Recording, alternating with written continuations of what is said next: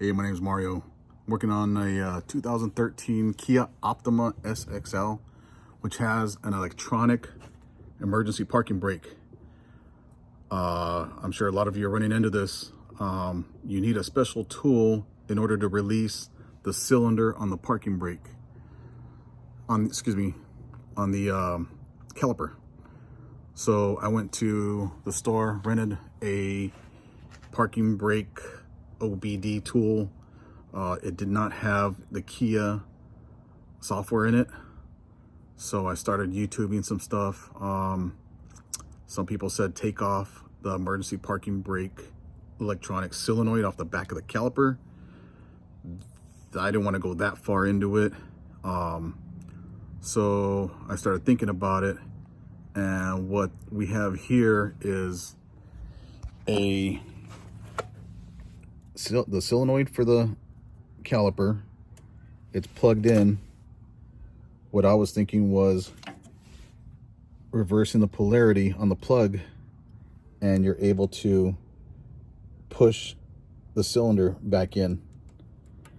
So I got a jumper wire here.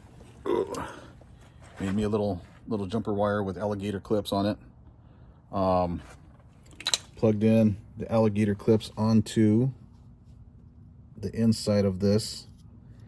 Didn't know what the polarity was to operate this in or out, so I also used my Milwaukee 12-volt battery for a battery source.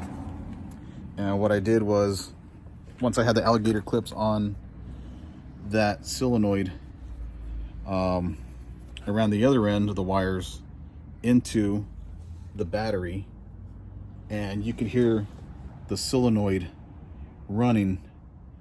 Now I ran it for maybe 5 seconds, took the battery cables off, got my spreader tool, my brake spreader tool, put it on, and was able to push in the cylinder a little bit. So I knew I was going in the right direction.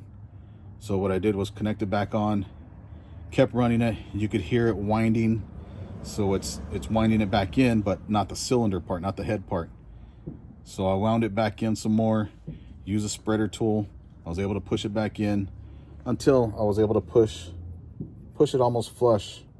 I didn't want to overdo it, so soon as it's all the way in, the cylinder part will start spinning. It'll barely start to turn, so I kept doing it until it barely moved and I stopped.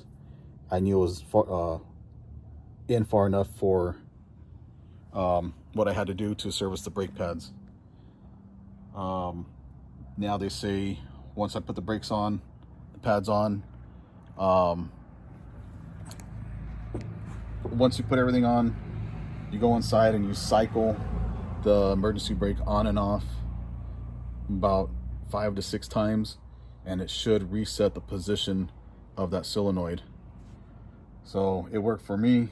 It beat buying an expensive tool.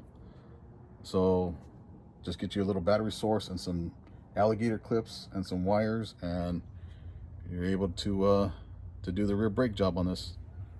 Thanks for watching.